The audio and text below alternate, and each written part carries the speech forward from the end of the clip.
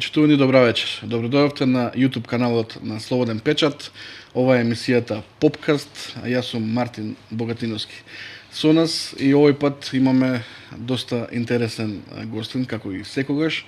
Со мене во студиото е отец Гоце Младеновски, парохиски свештеник од Радовиш, Брегалничка епархија, кој што освен што е познат во тој регион како Поп Гоце, така го нарекуваат, тој е интересен и по тоа што заедно со својата попадика создава еден поинаков, редок, жив пример за тоа како верата, семејството, работата и здравиот начин на живот можат да одат заедно.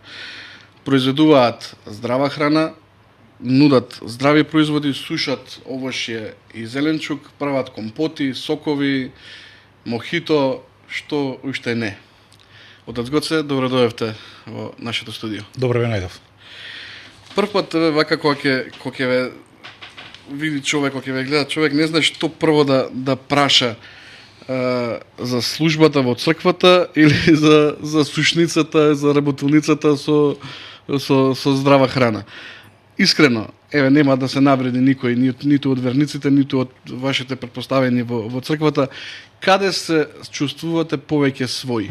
В црква, на служба или онаму каде што го создавате ова со здравата храна, создавате производи? Телесното е празно ако го нема духовното. Број 1 е духовното. Така? Да. Број 1 е духовното, па сето друго. И човек ако пред се успее да го приграби духовното, материјалното или телесното ќе му дојде како награда. Така, сето тоа ќе се спои воедно.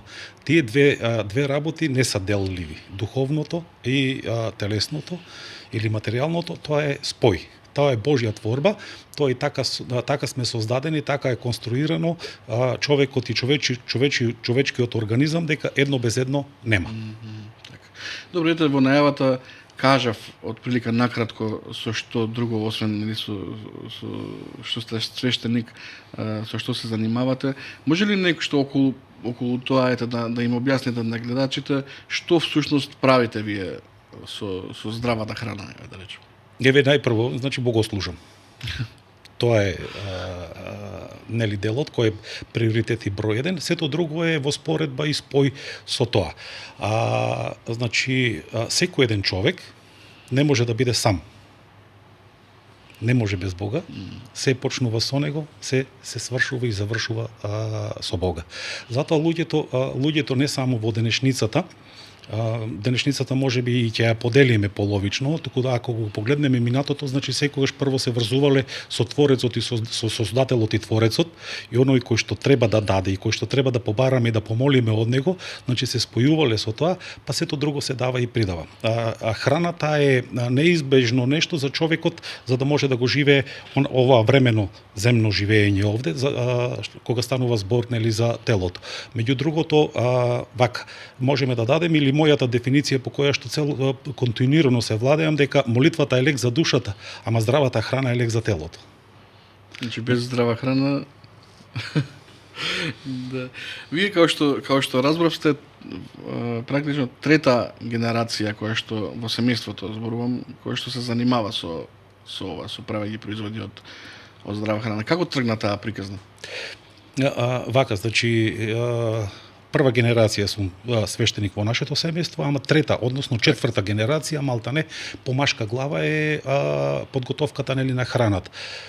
Ова благодарение, можем да кажеме нели на мои пријателите на денешницата и на современоста нели која ја живееме денес, тргна да оди малце пошироко, инаку веќе во минатото беше исклучиво во кругот на семејството нели наша подготовката која имаше, ама не таа храна била она скриена да не знаат нели луѓето или да не се споделува, меѓу другото, она начинот на живеењето не толку повлечено или ако кажеме едно селско семејство заедно со семејствата кои го обкружуваат, кои меѓусебно си помагаат, кои меѓусебно разбинуваат, дали тоа ќе биде храна, дали тоа ќе биде било која потреба, значи тоа се знаеше дека дефинитивно во нашето семејство дека го има тоа и тоа, дека во другото семејство го има тоа и тоа, или она приказната за двата вола, ако земеме обично да ја кажеме, тоа е една многу вистината приказна дека нема потреба едно семејство да чува два вола, туку двете семејства чуваат по еден вол за на времето кога се обработува земјата. Па кога ви треба ги имате двата.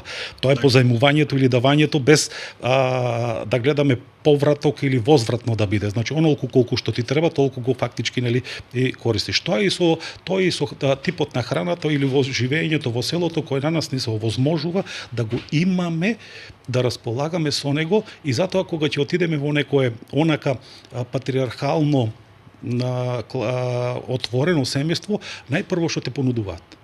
Дали си гладен? Храна. Дали си жеден, дали си гладен. Тоа е добре дојде, тоа е првото добре дојде за секој еден од нас кога ќе одидеме во едно она патриархално, духовно семејство. Дури преоптоварени сме малку со таа храна. Се да се сведува на храна, затоа и веројатно и дебелината е како проблем на денешницава. Да, меѓу другото тоа е квалитетот на храната. Конзумирањето на количината на храна заедно со квалитетот кога ќе ги споиме. Ако земеме да ги направиме една споредба на похранлива вредност на било која додаденост, значи ако човекот постојано е во молитва, човекот духовно се храни, духовно се воздигнува, духовно се обогатува. Ако човекот се храни со здрава храна, со хранлива вредност, значи цело време значи тоа ќе го има на континуитет и на нормална линија за да може да има она и витко тело, за да има и енергија, за да има и сила, да има и издржливост, да има кондиција во се. А кога веќе ќе се преоптовариме со она неквалитетното, значи што ни се случува? Тогаш ги губиме сите оние вредности кои ги спомнавме, па ни се појавува големина, па ни се јавува дебелина, тежина, па почнуваме да имаме нарушено здравје. Кога почнеме да имаме нарушено здравје, значи дефинитивно почнуваме да се ограничуваме во нашите активности секојдневни кои ги имаме. Затоа пред се прво е благодарењето и молитвата и духовноста, потоа иде материјалното, храната, работата, обврските и исполнувањето на секојдневието. Так, може ли човек просечен македонец со просечна плата да си дозволи да се храни исклучиво само со здрава органска храна? Може. Зборувам финансиски, дали може? Да. Во град? Било каде. Зашто постои нели дека е скап животот доколку сакаме. Ако веќе правиме муабет и ако гледаме од гледна точка на бизнис, маркетинг, маркетски, е скапо. Ако гледаме од реална гледна точка и реално пристапуваме кон сите работи, не е. Зошто велам не е? Што ни се случува, што ќе ни се случи дефинитивно ако земеме да направиме споредба со една чаша на квалитетен освежителен пијалок кој го имаме ова нашето мохито или она овошниот компот, кој со една чаша не имаме хранлив оброк. Ако земеме да пиеме вештачки пијалоци или било која ситуација, шекери и другите работи, значи кај нас се сведува дека треба да испиеме отприлика некаде околу 3 до 5 литри, за да ја замениме хранливата вредност на едната чаша. Тоа е многу поевтино. Значи, подобро е да платиме малку здраво поскапо, отколку да се... И тоа е минимално. И тоа е минимално во разлика, ако ги споредиме работите 3:1 или 5:1. Еве да не ги рачунаме нели во помала разлика, нека биде 3:1 или 5:1. Тоа е 5 до 10 ниска хранлива вредност на производ во храна или правиме муабет за производ кој е со хранлива вредност од 80 до 90%. Тоа е многу. Ние велиме 5, 3 до 5, а 8-9 тоа е многу повеќе. Тоа ни го возможува нашето поднебие. Значи, нашето поднебие, нашата земја е благословена токму со 4 годишни времиња. Тоа ни го возможува. Значи, каде и да погледнеме, го гледаме благословот Божји. на нашата земја. Значи, она 4 годишни времења, прекрасно време, значи, вегетација која дефинитивно каде и да отидеме, значи, према деновите или месеците, значи, имаме што да видиме, имаме што да побараме, да собереме, да земеме, да однесеме, да спремаме, да дадеме, значи, односот е тој. Значи, некој треба да произведе, да преработи, ние, ако веќе нашата дејност е да работиме на друго место, затоа ќе си купиме и тоа е возвратно. Тоа е кругот. Значи, вие освен тоа што садите дел од производите и откупувате. Да, значи не откупувам, Бирате од кого? купувам. Купувате, така. Откупување е друго, купување е Така. друго. Тие се две сасвим различни работи. Купувањето Тоа е е почет кон трудот кон другиот. Да. Точно. Зошто? Значи, работејќи градината, која што имаме фактички во нашиот двор, кој имаме, да речеме, дел во планината, кај што ни е колибата и другите работи, селото од кое што потекнувам Владимирово, кој има многу нели работи, кои се природни, па кога ќе тргнеме према мојата парохија, која е селска парохија, тука и Инјево, па се до Конче, тие се негде од прилика 7 села, значи, земјата има дадено се што ни е потребно.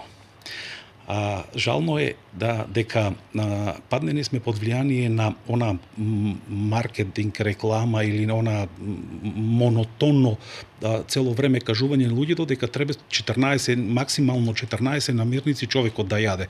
Тоа е погрешно, тоа е лажна информација и тврдам, нашата земја, нашето поднебие располага со над 400 хранливи работи.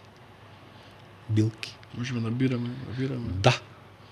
Здрава храна, здраво тело. Тогаш ќе дојде она приказната дека првично кога ќе земеме да правиме муабет и за духовното, фактички и за телото или за здравјето, телесното здравје, лекар излечи се сам. Па за да можеш и другите да ги излечиш. Радовиш е мало место, личи на Лондон, како што вика. Да. Инјево е уште помало каде што служите. Како таму народот гледа на тоа? Човек во мантија, свештеник, кој што има ето такво необично хоби, има ли предрасуди, да речем?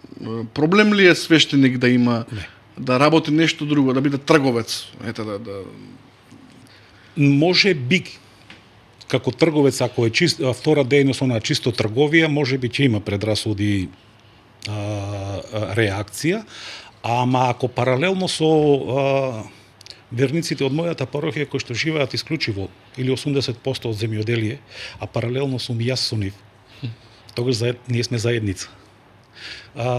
Разговараме, дебатираме, се поддржуваме, разменуваме информации и совети, пошто мојата работа не се сведува само на работењето на богослужењето на Светата Божествена литургија, Светата причест и светите тајни кои треба да се извршат, туку тука комуницираме фактички со луѓето. Ама кога ќе дојде во било кое место на било кое да седнеме, значи ние повторно разговараме за семејството, за семејните вредности, за моралните вредности, за начинот на организацијата и работењето, воспитувањето и крепењето и поддржувањето на децата за да се вклопат во денешницата и да не дојде ред да отидат и да залутаат по погрешен пат. Значи сето тоа е поддршка која имаме, ние разговараме, фактички дискутираме. Самата проповед која е во богослужбите секојаш покрај празничното значење и улогата на празникот, подсетувањето на евангелската приказна која имаме, која се чита за време на светата литургија, значи во контекстот на светата проповед мораме да го внесеме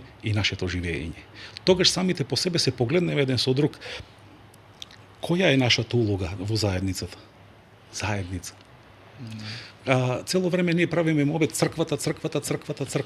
Ако го погледнеме збор црква, значи ние цело време она го насочуваме црква, значи народ. Значи, и сите тие приказни ја насочуваме нели кон црквата, односно кон народот, тој разговор. Ако земеме да правиме муабет за храмот како храм, тогаш е сасвим друга тема на разговор.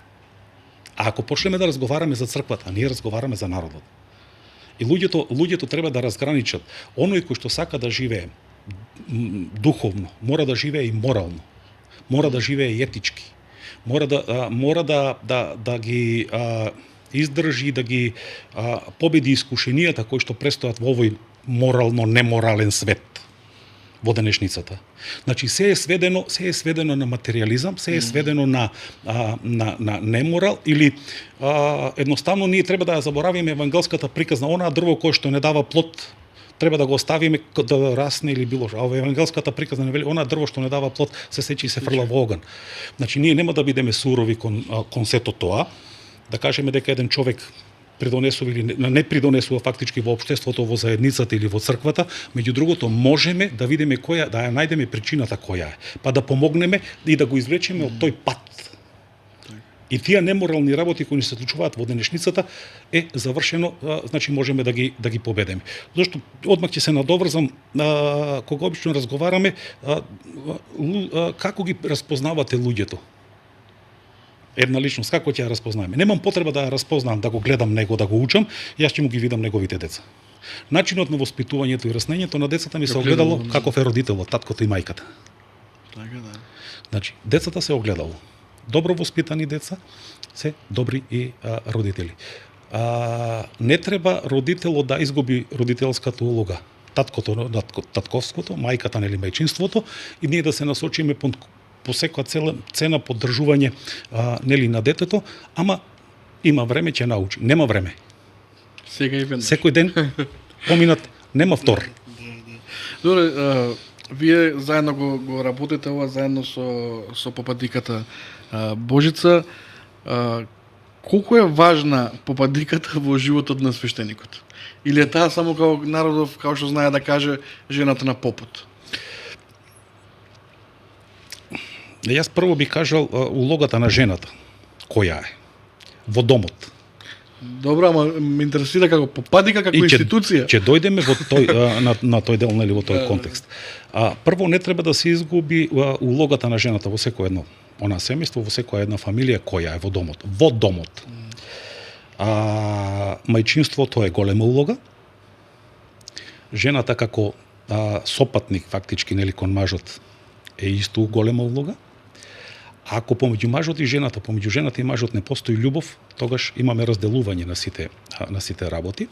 Љубовта подкрепена заедно со многу взаемна почит е улогата која што треба да ја имаме дефинитивно на сите и цело време да пазиме и да ја негуваме. Обично секогаш посочувам, посебно кон младите, кога станува збор за светата тајна брак и венчание, љубовта да ја чуват како зеница во окото.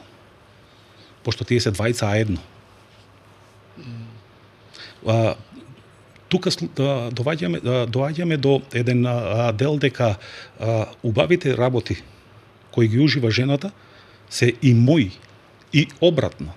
Улогата на попадијата е плюс еден јарем кој е наметнет. Значи во секое едно искушение, во секое едно богослужение, изгледот на свештеникот е изгледот на попадијата. Не на попадиката, попадија. И затоа, ако свештеникот е скоцкан од глава до пети, тоа е заслуга и благодарение токму на неговата жена или на неговата попадија. Примерот на кротоста и смиреноста, ако ја видиме кај свештеникот, е благодарение или дел тргнува од страна на самата попадија. Кога ќе тргне да оди свештеникот на богослужба, значи ако тргне со мир, ако тргне со спокојство, значи тој е благоуханено подготвен, поддржан за сето тоа да се случува и да го имаме во секојдневието. Тежината и јаремот на свештеникот не е ништо поголем или не е ништо помал на самата попадија. Значи тоа е една целина. Так. А улогата незината кон заедницата, кон општеството игра улога тоа што е игра улога. Тоа е скромноста, тоа е примерот, тоа е поддршката, подкрепа, тоа е помагањето, или она некогаш кога ќе дојдеме до некоја ситуација да кажеме само малце да одморам. Знаеш, преморени сме веќе, дај малце само да одморим. Ај, уште малце. Издржи. Значи, тука се моментите на таа взаемна нели поддршка која имаме. Грижата е обострана. Така. Ќе се вратиме пак на производите. Значи садите, берете, сушите, мелете, да. Што уште не правите, нели правите и зачини. Точно. И сето тоа. И веројатно, не сум ја експерт за тоа, но веројатно претпоставувам дека се си бара точен момент и точна процедура веројатно како оди таа работа, како се сече, како се суши. Зреење. Да, зреење. На која температура.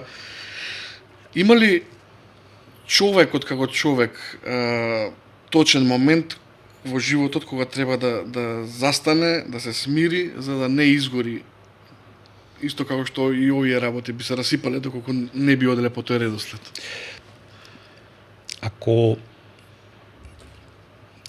Како спои на двете работи, ако правиме умбет за самата нели она свештеничка дејност и службата заедно со другите, тоа е спои на едно. Меѓу другото, ако сакаме да бидеме да постигнеме трезвена мисла, добро размислување, човекот треба да има тихување. Мора да го најде местото каде тоа ќе се случи. Можеби тоа ќе се случи во разговор помеѓу двајца. Можеби тоа ќе се случи сам да биде на молитва или пред икона. Може тоа ќе се случи да биде во градината, може тоа ќе се случи да биде на нивата. Било каде да е, значи треба да се пронајдеме и тогаш да ја побареме таа Божја поддршка, таа Божја подкрепа, за да можеме да бидеме мудри и да дознаеме и да осознаеме. Зашто Светото писмо, значи на нас и самиот Господ Исус Христос ни порачува: бидете совршени како што е совршен вашиот Отец небесен. Значи човечкото битие е секојдневно тежне е кон усовршување.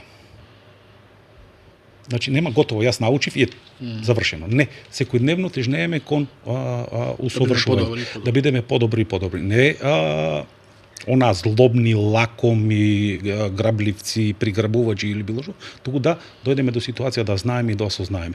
Пошто мудроста Божја ја имаме, дел од мудроста Божја имаме сите.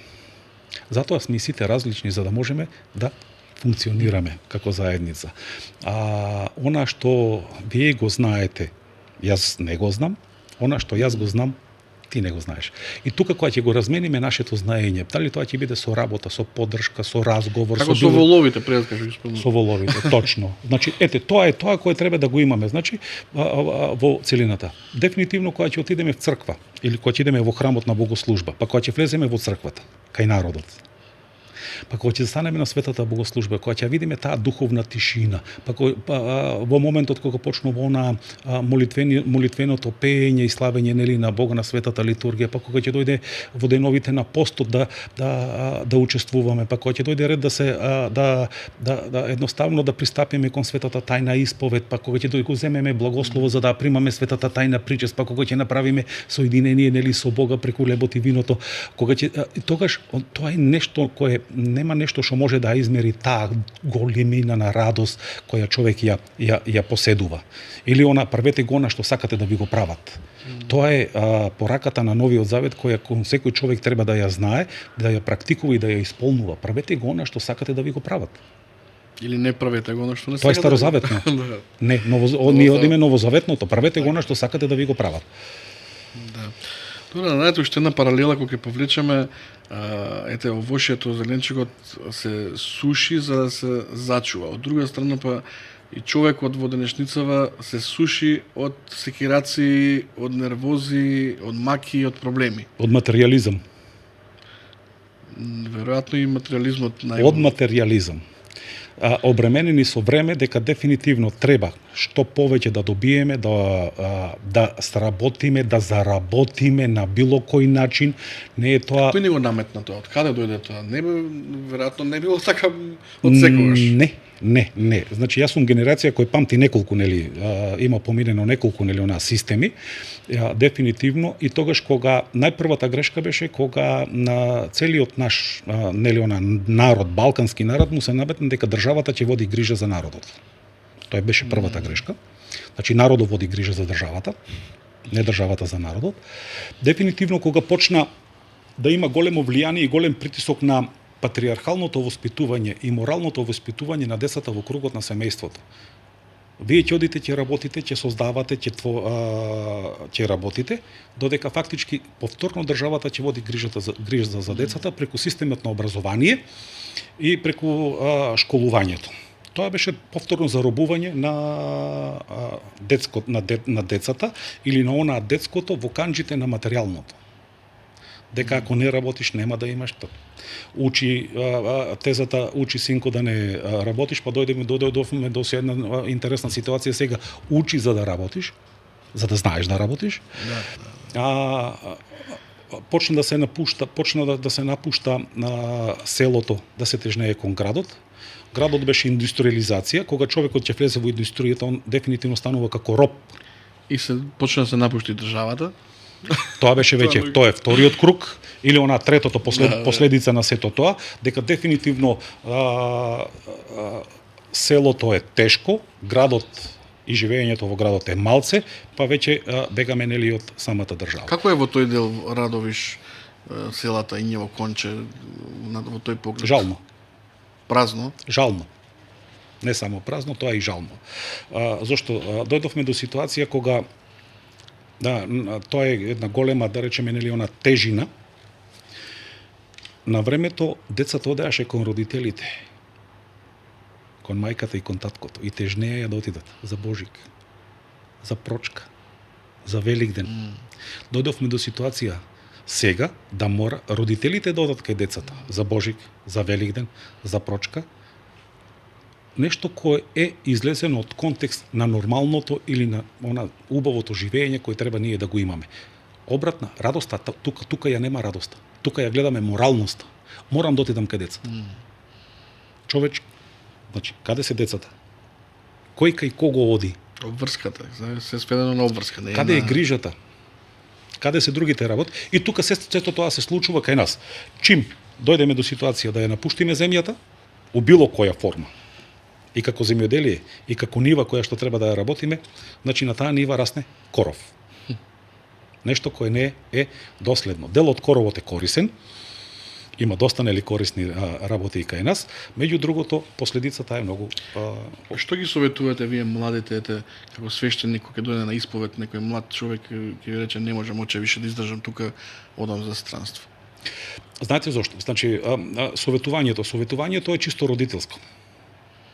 Пред се, без оглед на годините, без оглед на возраста, пред се да се сведеме на размислување и да ги согледаме сите работи уште еднаш, па макар и заедно. Кога ќе почнеме да разговараме, да ги разменуваме нели самите искуства, начинот и стилот на живеењето, обврските кои можеме да смогнеме сили да ги направиме. Тој ти вели, ама јас сум оставен сам на милост и на немилост. Не си сам. Бог е тука. Ако тоа не беше Божја промисла, немаше денес да бидеме двајцата тука, заедно со Бог веќе сме тројца. Ако утре си го приклучите семејството, па тука дојде да биде нели она жената, па дојде да бидат и родителите. Значи повторно тргнуваме од таа заедница и кога ќе се направи еден многу добар распоред, останува дека дефинитивно ние можеме да бидеме значи многу успешни. Никој човек не е оставен на милост и на немилост од Бога, на немилост од Бога, а секогаш го има во милоста Божја, а човекот во секое време е спремен да го се оттргне од милоста Божја за земно задоволство или за некои си времено на светски трендови, кир и така натаму. Западни невредности. Тоа веќе сакав сега нели да го нагласам она како нели западните невредности, таму каде што нема духовност, каде што го нема Бога во системот, таму цело време значи вистината сака да се трудат вистината да ја истиснат, да ја скријат, да ја поништат, за да може нивната лага да стане вистина. Меѓу другото, оној кој што ја има вистината во себе, не може никој да му ја земе, не го излаже, нето може да му ја поништи вистината. Тоа сме ние. Ја имаме вистината во себе, ја носиме со себе, ја споделуваме со сите кои што не обкружуваат наоколу и така колку и да имат она обиди и проби за сето тоа да го направат, поминени се многу векови, па никој нема успеано, па да не правиме мовет за денешницата. Или треба сите да не збришат, да не постоиме. И така. Значи го пробав повторно мохитово, навистина е многу вкусно, не би правам лице. Може ли кажете што имаете сега внатре? Мохитото е овошен напиток. Народно кажано е овошен компот. Ние го спремаме со сите овошја кои што ги имаме на располагање и овошјата кои се од наше поднебие. И вака, значи, почнуваме со едно овоше, а може да завршиме со 10. овошје. Тоа е се према сезоната и времето кое што имаме на располагање. Денешното е спремано само од два типа на јаболко, тоа е јапонското јаболко и нашето обичното, нели домашното јаболко кое го имаме, заедно со органски мед, мента и маточина. Тоа е во мала количина кој што го има. Пијалокот фактички треба покрај неговата хранлива вредност кај организмот да предизвика, туку да предизвика и во онаа топло време сега, внатрешниот дел на организмот да почне да лади. Значи не ние да го ладиме организмот, туку организмот да биде поттикнат да го сето тоа прави. Рецептот сами го смислувате вие или Имаме значи и наследство од рецептот, ама сега она малце некои работи кои што ги додаваме, ги нели додаваме, а иначе подготовката негова трае некаде отприлика околу 6 сати. Значи не е тоа да го клопнеме за 10 до 15 минути, готово имаме значи подготовка, имаме она варење, топлење, па имаме ладење, па после го нели цадењето доаѓа до ситуацијата за да може да биде она што треба да е. Значи мохитото наше не е варен пијалок. Добре, ете, за човек да може да го вкуси, ете, ова да го набави, го добива суво. Може да биде значи во сува форма, со мешано овошје, сам да го подготви дома, да му кажеме на кој начин да си го подготви рецептот. Меѓу другото, експедитивноста на каргото кој што го користиме, праќаме значи и по карго, можеме денес да го пратиме, утре човекот да го има во стаклена форма, заштитено, оладено, малтане нели тој дел и може да го употребува. Пошто не користиме никакви хемии, туку е 100% природно внатре, е скратен му временскиот период на траење од фаза на прокистување. Затоа цело време препорачуваме фактички кога ќе се направи течност, да во течна форма да се користи одржавање, фрижидер. Како може да најдат луѓето да нарачаат на Facebook, на Facebook го користиме, значи имаме го фактички и Instagram, Facebook профилот е мој Гоце Младеновски, како што се стандардно, пропратено со профилот ми е страната Сушен зеленчук и овошје, во кирилична форма напишано, и Instagram е Поп Гоце. Да, тие ни се, тука е, иначе учествуваме на многу саеми, на многу базари, значи редовни сме сегде малтане, така кажано, во тој дел, колку што ќе успееме да постасаме, пошто не е работата само да се појавиме на било кој базар или саем, иначе и продажбата од прак ни е законски регистрирани во Агенција за храна и ветеринарство. Подлежиме фактички на контрола и преглед на сите производи кои што ги имаме, значи слободно можете, нали, подлежиме на инспекција. Се онака регуларно, значи не беше времето кога можевме да бидеме сами за себе си, сега кога веќе сме со народот така речено, значи морат условите да бидат исполнети.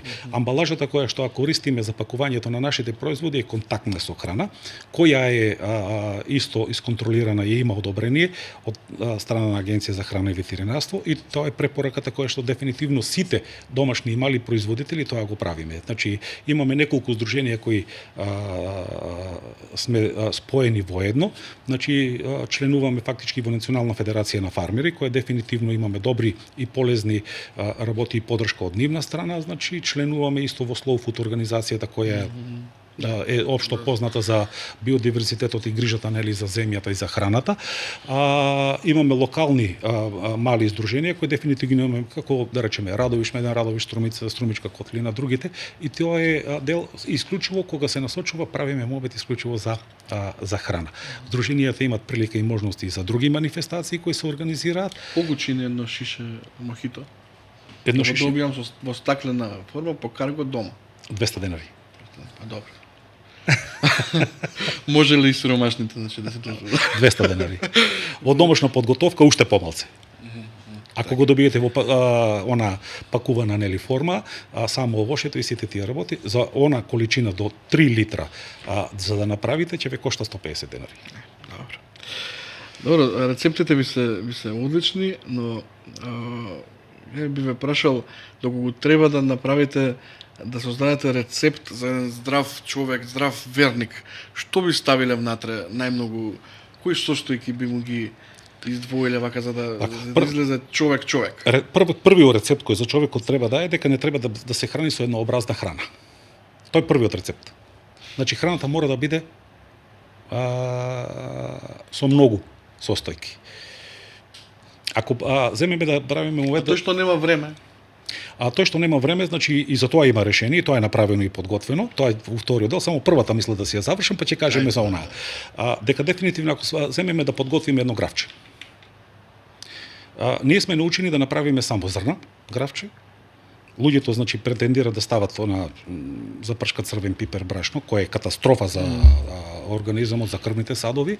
У таа форма значи 100% избегнување на рафинираните работи, кој тоа е фазата која треба да биде. Значи имаме значи природни масла кои можат да се користат за готвење за салата. Значи со гравчето оди и морков, оди кромит кој на крај може да се додаде, оди прас, спанаќ.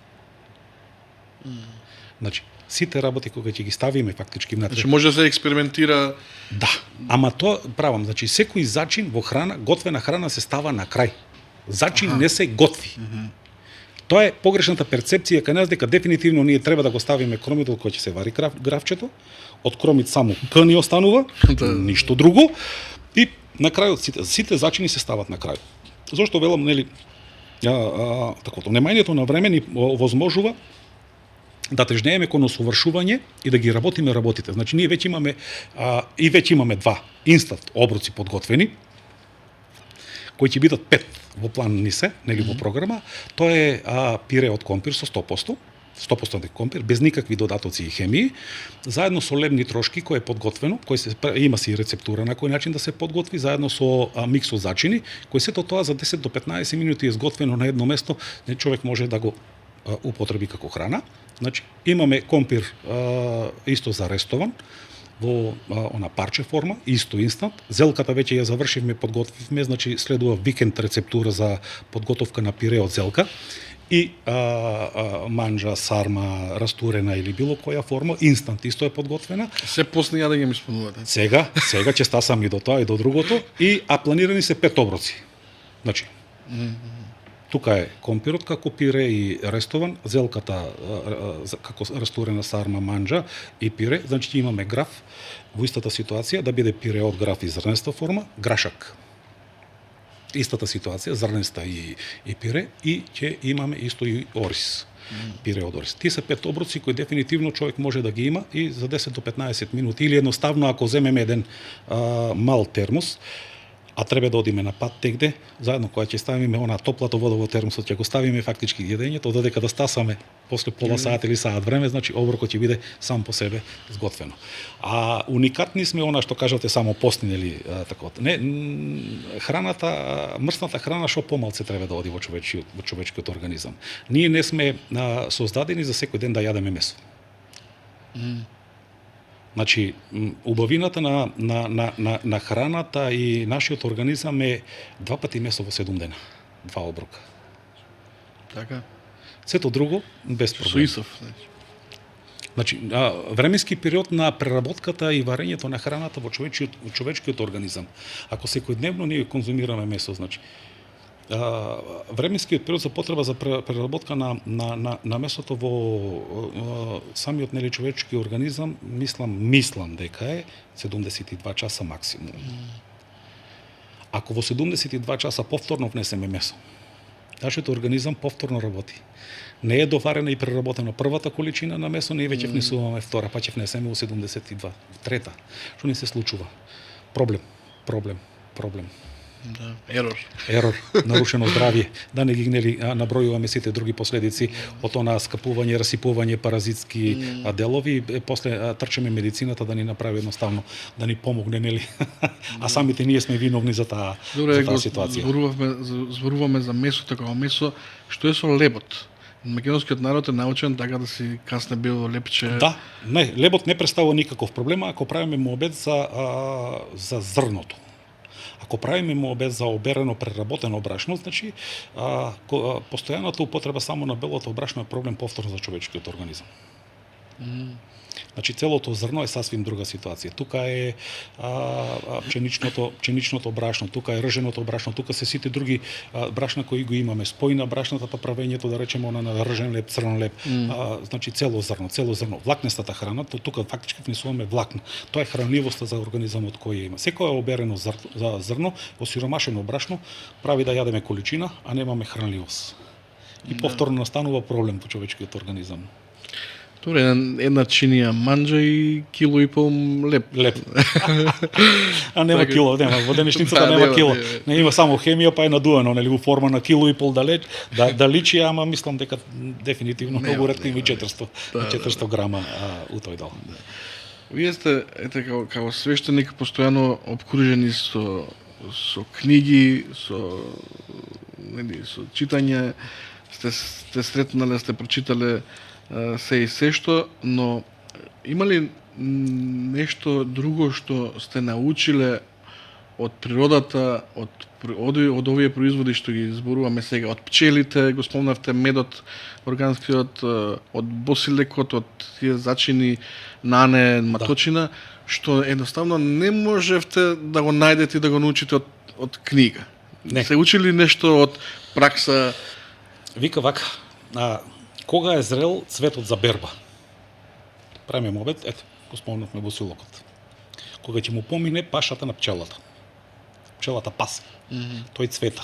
Кога веќе почнеме да имаме пчелата на самиот си цвет, нека биде тоа мајчина душица, нека биде босилок, нека биде било која форма за растение кој фактички има цвет.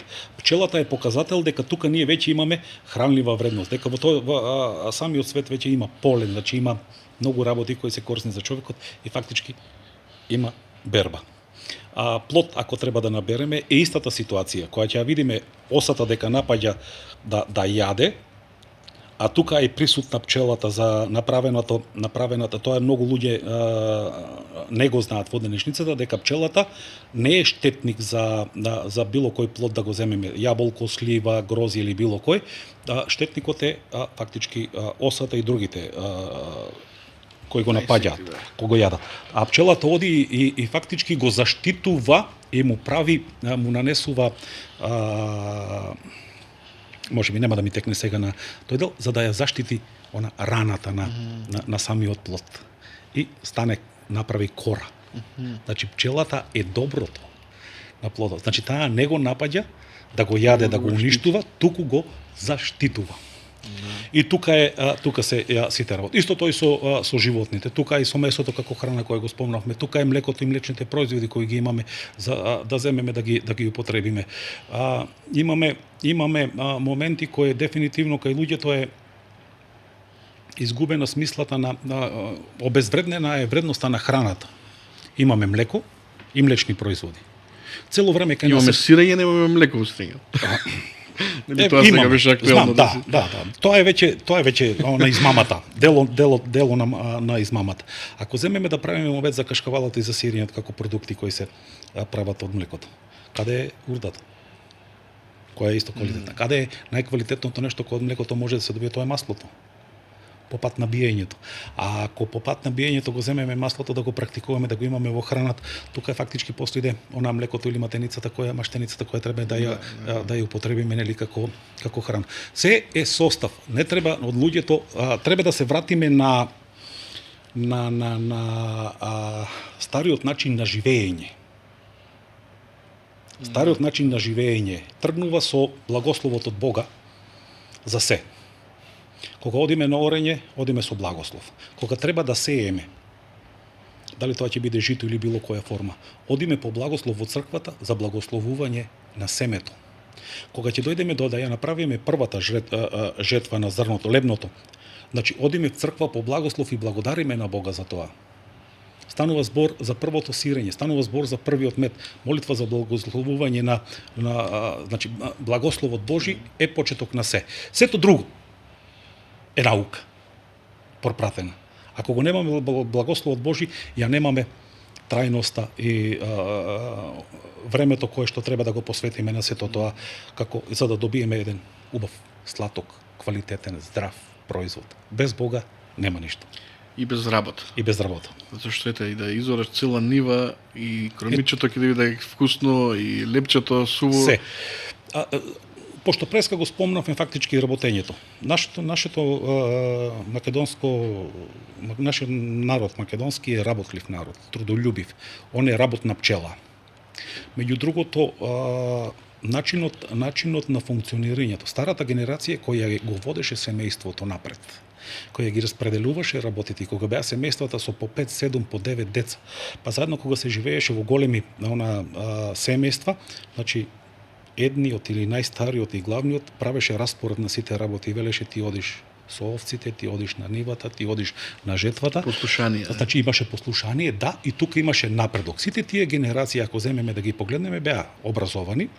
Сите тие генерации, дел од нив се високо образовани, интелектуалци, веќе да речеме станени, и ден денес не се срамат да бидат и сточари, да бидат и земјоделци, да работат, пошто се потекнуваат од тоа семејство. Втората генерација после нив е страшно унакажена благодарение тоа на нашиот систем и на нашето празно образование кој го имаме, клати врата, земи плата, или дефинитивно систем кој ги збриша учителите и учителките.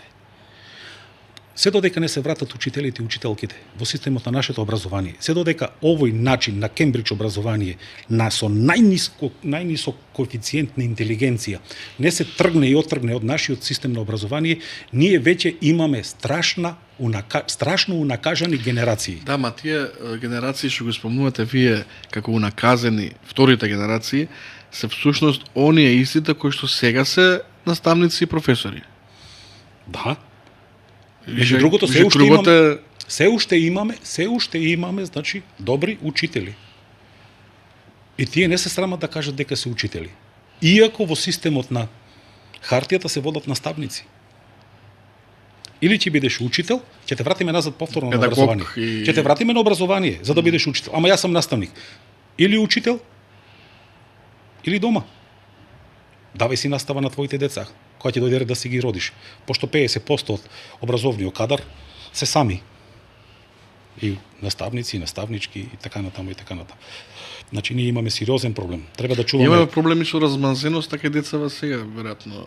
Па тоа е тоа Кембридж образованието. Значи нема дома, ако ти дојде ред да ти повишат глас, да те критикуваат, па не дај Боже, нели да ти дигнат рака, да те удри мајката или татко ти, да ти плесне една, слободно може да го пријавиш, па ние како институција ќе преземеме мерки, сите тие работи. Ние дојдовме до ситуација да се обезвредни семејството.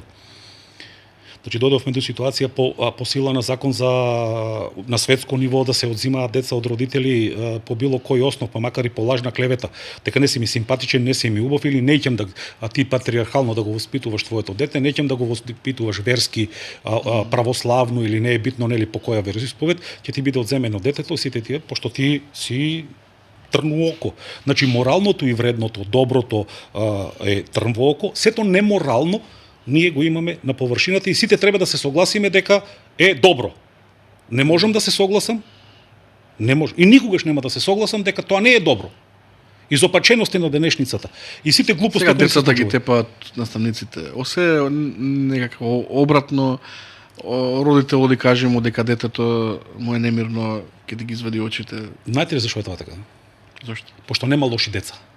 Има лоши родители. Родителите треба да бидат превоспитани, пошто се генерација на она претходното испуштен систем кој го имаме, значи последните можеби 30, 35 или 40 години на овој хаос, кој дефинитивно треба да бидеме да прифатиме се од сегде, а да плукаме и да го ништиме своето. Значи 35 можеби и 40 години, ама за 35 може да гарантирам. Западниот свет, Европа и Америка имаше пуштено во Македонија, општо на Балкана, посебно Македонија, јас си кажувам нели за нашето, луѓе кои присуствуваа она на Божем како наставници да учат англиски јазик бесплатно, кои беа финансирани и платени фактички нели од нивните држави и другите јазици, а цело време тие она патриархалното воспитување, моралното, семејните вредности ги ставаа на хартија. За да сето тоа после извесен период на години е сумирано и е ставено во нивната категорија на образование и тие сакат нашето образование, нашето патриархално семејни вредности, патриархалното воспитување, моралното, духовноста која е круна на сите тие работи, сакат да го внесат во нивното образование. А кај нас нашето образование да биде уништено. Се друго е вредно од надвор, а е ѓубре невидено, а нашето ние си го правиме фактички ѓубре, нивното ѓубре го правиме дека е добро. Значи, за тоа постои лопатата и метлата. Ѓубрето се мете и се фрла. Сето тоа треба ние да го исчистиме. Нашите институции треба подхитно тоа да земат да го направат. Дефиницијата на секој едно здружение, на секоја една невладина организација, дефиницијата на било која институција, треба да ја видиме и да ја дадеме оценка дали вреди за нас или не вреди за нас. Како според вас треба да се воспитуваат децата? Веќе ги спомнавме, нема лоши деца. Има лоши родители. Има ќотек, треба да се ќотекот од рајот, стапот од рајот. Не, тоа е народна, нели кажано, нешто човечка слабост, за да ја оправдаме, ние сето тоа го правиме дека е произлезено од Бога, од црквата, од Библијата, нели ти реков ми рече. Да, ама тоа е тамошните моменти и настани кои ги имаме се поучно, таму е непресушен извор од кој можеме постојано да црпеме. Значи таму, нели, ако тргнеме од Новиот Завет, Евангелијата, па после и посланијата кои ги имаме, нели, на светите апостоли, па самите, нели, проповеди, присуството на црквата, богослужението, значи ако сакаш нешто ако сакаш за нешто да знаеш, треба да учествуваш. Ако сакаш да си... Добро, може ли ќотекот да биде мерка за воспитување? Не зборувам детето за да го искршиме од ќотек. Ќотекот е казнена мерка. Ама за да не дојде до таа ситуација се претходно мерките. Аха, тоа е више крајност. Нема да има потреба ако претходно си го исполниме условот. Значи тука е почита. Знаете како викаат некои родители, моево дете едноставно не слуша. Неговото дете не слуша од него. Пошто он не слуша. Родител кој не слуша. Значи, родител кој лаже. Родител кој манипулира. И во кругу на семејството.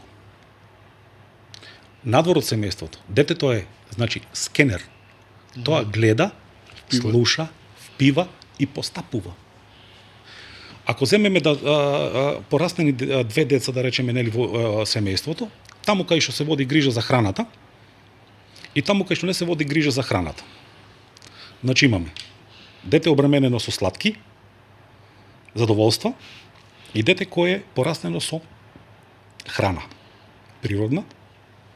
На масата кога ќе ставиме сладки од било која врста во една чинија и ќе ставиме морков, зеленчук, овош или било кое. Детето кое е хрането со таа храна повторно оди таму. Детето кое е хранено со сладкишите прво гледа во чинијата кај другарчето, што има, ако му причинува задоволство таму, прво од таму ќе земе, а после ќе иде да земе од другата чинија. Пошто тоа е научено дека таму нема ништо корисно и здраво. А тоа е научено да граба и да зема и да му се оди само, да му се удоволува на него. За да не ми бучи на глава, да не ме малтретира, за да можам јас да си посветам внимание на себе си, на личноста моја и да бидам принцеза надвор од домот наместо не во домот или кралица, зборувам за мајката, или за таткото да биде она крал и авторитет, ние на било кој начин погрешно го воспитуваме детето. И од такви мали ситуации, фактички детето ќе порасне во еден возрастен човек кој што е... Значи, тоа е целата ситуација. Значи, човек кој зборува вистината не мора долго да памти. Ако јас како родител и како татко цело време ја зборувам само вистината, значи моите деца ќе бидат научени само на вистина. И ќе бидат повредени, навредени ако дојде до ситуација нели некогаш да дознаат дека некој едноставно ги има нели излажено за било која друга работа, или кога ќе дојде ред ќе бидат навредени и понижени кога ќе каже татко ти лаже, а знаат дека цело време, значи во сите заеднички живот цело време ја зборува вистината. Па се судрува со препреки, па со искушенија, па навреди, па понижувања и цело време само се зборува вистината, он си ја зборува вистината. Да. Човек кој ја зборува вистината не мора долго да памти. Да. Децата се огледало на родителите. Нема лоши деца, има лоши родители. Нема лоши ученици, има лоши наставници. За да имаме добри ученици, треба да имаме добри учители. Наставник и учител е сасвим различна ситуација. Наставник е клати врата, земи плата, ќе ја предаде наставата, колку ќе научиш, тоа е твој избор, или грижа на мама и на тато дома на родителите, а јас ќе ти ставам оцена, да, по сегашниот закон на образование, значи мора да завршите, не може да останете необразовани, и сите тие работи, значи на крајот ќе ти ставиме една двојка и готово. Изгледаш како необразован кадар. Да. Што е со тие инстант решенија кои што модерниот, современиот човек ги практикува, сака да ги практикува и ги применува во последно време? Не знам, од молитва очекува веднаш инстант да проделува, не знам, диета, дебел бил, сака апче да се напие, чудотвор. Сирупи, не знам, прашаци, сака инстант веднаш да ослабе. Човек кој живее во фантазија и очекува фактички и чуда моментални. Најбрзото нешто на светот е мислата. Да. Ако тргнеме од мислата и ако дојдеме да принесеме прво мисловна молитва кон Бога, значи таа патува кон Бога. Кој е нашето барање во молитвата? Која е нашата потреба во молитвата? Која е нашата благодарност во молитвата? Што треба да очекуваме, значи ние? Дека треба светот да го спромениме по нашиот терк на начин на живење, дека Бог треба да го сведеме да не ги слуша молитвите и да не ги исполнува нашите потреби, или треба ние да се промениме, да се престроиме, да се прилагодиме, да дадеме временски период на онаа духовна борба, па за да можеме стариот човек да го замениме со нов у позитивна смисла, значи ни се случува тоа. И ние сакаме чудо у моментот. Да ќе стиснеме копче и завршена е работата повторно. Тука ни се нели моментите. Значи луѓето треба едноставно, човекот треба едноставно да научи дека фактички он не е креатор. Значи да. Бог е креаторот и создателот. Ние само ги живееме и ги практикуваме и ги уживаме добрата кој што тој ни ги има дадено. И затоа прво треба да благодариме, па повторно треба да бараме. И со колку ќе се задоволиме. Апетитите на нашето задоволство. Колку ненаситно. Кај нашата скромност? Кај нашата милозливост? Кај нашата милостиња? Верата без дела е празна. Делата на милосрдието се сведени на нула. Тргнувајќи од гневот кој што го имаме поединечен, па цело време го манифестираме било каде да е, дали тоа ќе биде на социјални мрежи, дали тоа ќе биде на телевизија, значи прво ние ќе плукаме по било што или по било кој, не знаејќи неговата состојба, тежина, неговиот товар кој го има, неговиот самар кој што го носи, значи ние прво знаеме да бидеме глупи, тупи и неупотребливи во тој контекст, значи најпаметни, без да дознаеме. Ако ја знаеш вистината, имаш право да дискутираш и да разговараш. Ако не ја знаеш вистината, подобро чути. Молчи. Осознај, приклучи се кон дискусија и разговор. Да. Лицемерие еден куп. Лицемерието е страшно. Бака, да кажеме, цело време правиме муабет, нели, на мајката, јас ќе кажам жената. А жената е кралица во домот. Тоа е низиното кралство. Мажот, што повеќето модерни жени сега веќе речат добро, а мажот е крал на домот. Во и на домот. А едно без едно нема.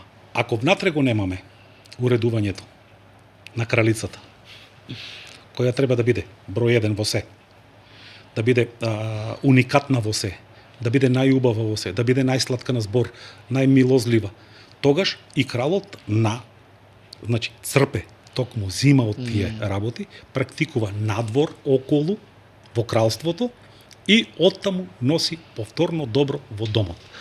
Као пчелата поправа кај што се расипало. Тука ни се моментите.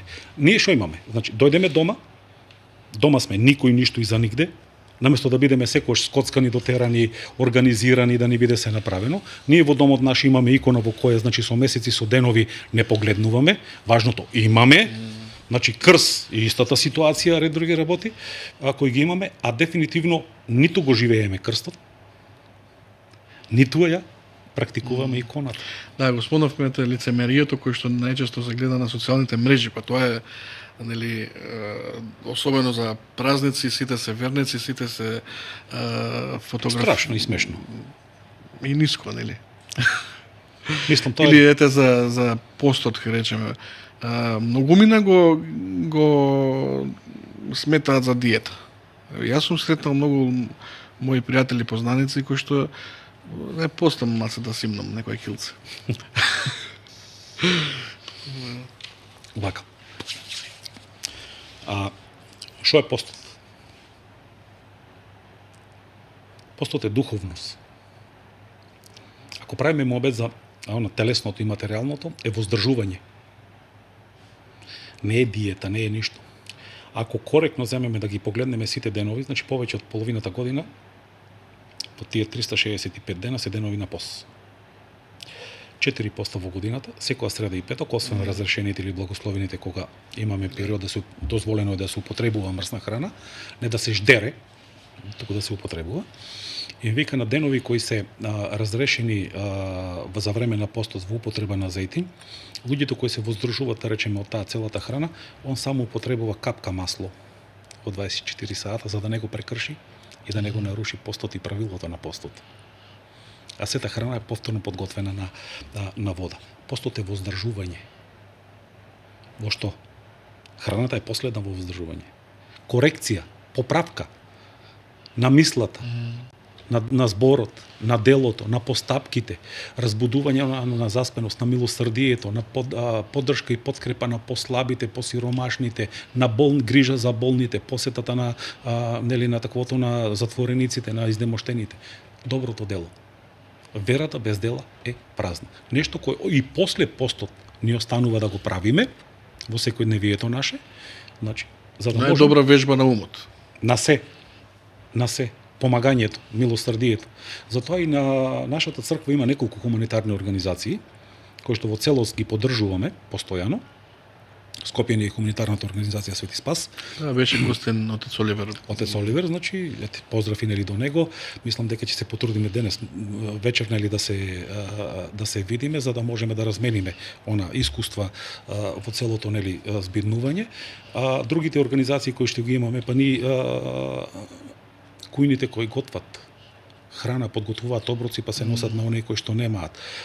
Нешто кое сакавме да остане можеби во скриена форма, за да можат луѓето доброволно да осознаат, во црквата да дознаат за таа хуманитарна дејност. Меѓу другото, мораше да ги искористиме и другите медиумите, нели, благодарение на нив социјалните мрежи, за да добиеме круг на поддршка. Тоа ќе ми беше последното прашање за денеска. Колку црквата доволно зборува за тоа, за здравието, за здравото тело на човекот, за храната, за зависностите од храна, зборувам за прејадувањето како проблем. Мислите дека доволно е застапено тоа во црква кон верниците или треба малку да се засили уште еден бран? Ние постојано зборуваме.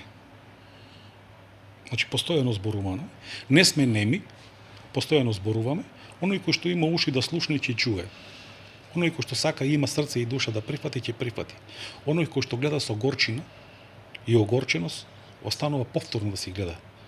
Тој нема да те слуша, туку напови каже. Тој мене ќе ми каже. Нека шета таму. Значи тие се работите кои тука е искушението, на кое што треба не да му одолееме, туку да му се спротиставиме.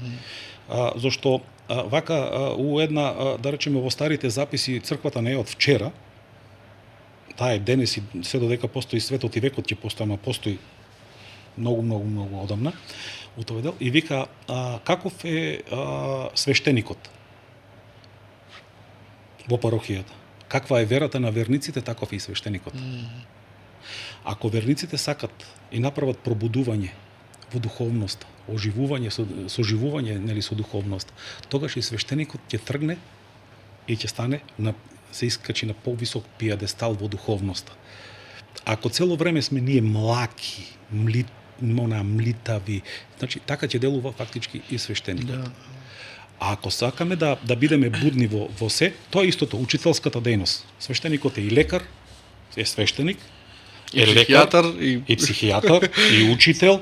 Значи, сите работи кои се таму соберени во свештеничката дејност, ние толку влакна на главата, нели, немаме колку што улоги има, нели, самиот свештеник, а тој товар го носи фактички неговото семејство, па и она што го спомнавме, значи и попадијата, нели, од целата таа ситуација. Значи, таа трпи со сите осуди, критики, ги прифаќа она пофалбите, благодарностите, меѓу другото го носи товарот и на критиките, пошто ѓаволот ни орен и копа. Он е спремен да уништи се добро, за да биде неморалното или лошото да биде добро. Тоа ни се случува, значи не зборуваме која ситуација ја имаме, значи од пред неколку дена и така натаму, значи сите тие работи.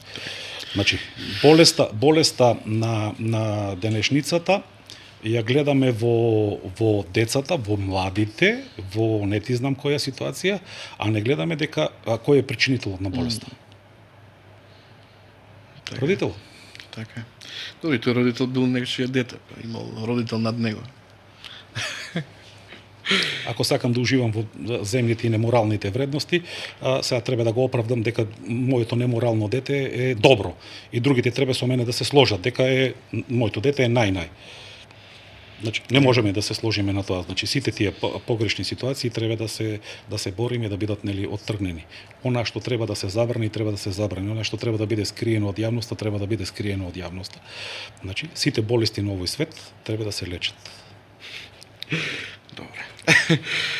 За жал толку ни е времето. Јас навистина уживав во емисијава, се надевам дека повторно во втората сезона ќе најдете време повторно ни бидете гостин, тоа што имаме уште многу за разговор. А и многу производи за пробување. Така. Тоа е тоа. Значи, човек кој зборува вистината не мора долго да памти. Молитвата е лек за душата, здравата храна е лек за телото. Луѓето нека тргнат да се поучуваат, да учат и да се поучуваат, значи не да бидат, нели, на формални. Јас благодарам, нели, за поканата и за учеството. Она што го начнавме како разговор е 1/4 од она што треба да биде како една почетна целина до сега. Па понатаму, ете, живи и здрави, да му благодариме на Бога, па мислам дека ќе се видиме повторно. Ви благодарам многу. Драги гледачи, тоа беше тоа. Се гледаме повторно за 2 понеделници. Поздрав.